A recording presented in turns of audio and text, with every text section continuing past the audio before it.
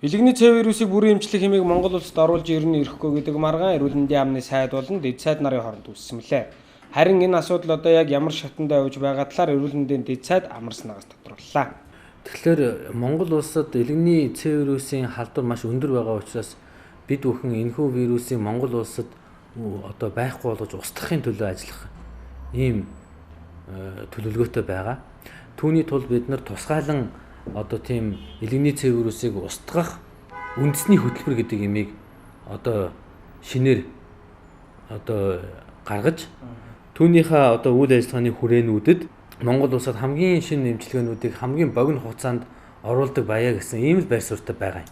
Тэгэхээр одоо яг асуудал маань одоо бол асуудал маань харьцангуй бас нэлээд дэмжлэг аваад явж байна. Ямар ч гэсэн эрүүл мэндийн яамны зүгээс бол тэр имийг бүртгэж хүлээж авахд бол бүрэн боломжтой, бүрэн боломжууд нь нээгдлээ. Тэгэхээр сайд та хоёрын одоо тэр нэг үйл ойлголцол чухамд яг юунаас болоод үүсчихсэн. Нэг буруу ойлгогдсон л ийм тохиолдол байна. Яг хөө тэрэн дээр бол буруу ойлгосон юм байгаа байх л та. Тэрэн дээр одоо нэг тэрийг бол нэг хэрүүл болгоод улс төржүүлээд байх нь нэг чухал биш.